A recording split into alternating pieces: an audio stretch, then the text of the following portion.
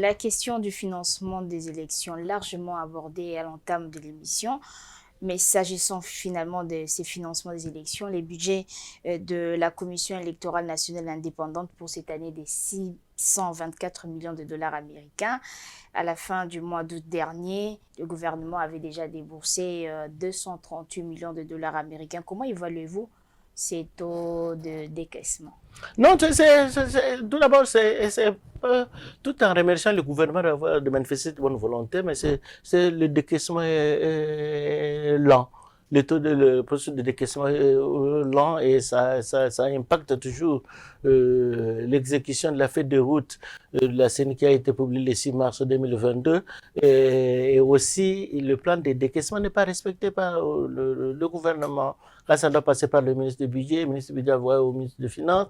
Et nous, on avait souhaité, nous, agir pour des élections transparentes, après ça a été l'INELET, Ligue nationale pour les élections libres et transparentes. Nous avons souhaité à ce qu'il y ait un plan de décaissement trimestriel, une dotation de fonds à la CENI. Voilà, il y a 3 mois, on met l'argent pour 3 mois, que puisse un plan de décaissement mensuel, on donne mensuel, la mensualité aussi n'est pas respectée, parce que quand vous ne respectez pas, moi j'ai programmé que demain, mercredi, je dois arriver chez vous.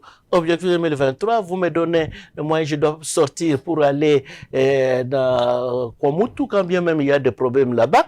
Et j'arrive ici, vous dites qu'on a écouté, on a reporté, et puis qu'on dit non, et tout ce que j'avais déjà planifié pour le faire, va être retardé. Quand c'est retardé, ça aura une impact sur le reste du programme établi. C'est ce que le gouvernement a dit. Nous avons toujours dit que le gouvernement doit faire un effort sans lequel le procès électoral risquerait de ne pas être au rendez-vous de 2023.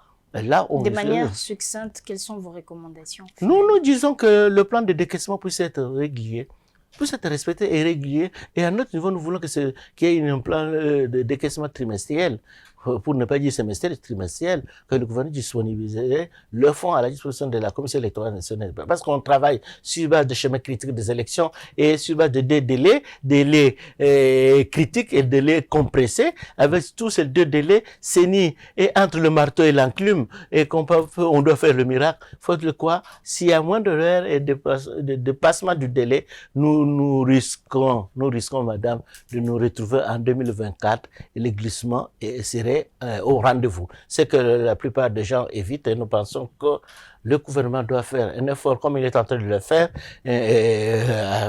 en débloquant ce qui reste pour les 4 mois qui restent. Nous prions, nous pensons qu'ils peuvent se dépasser.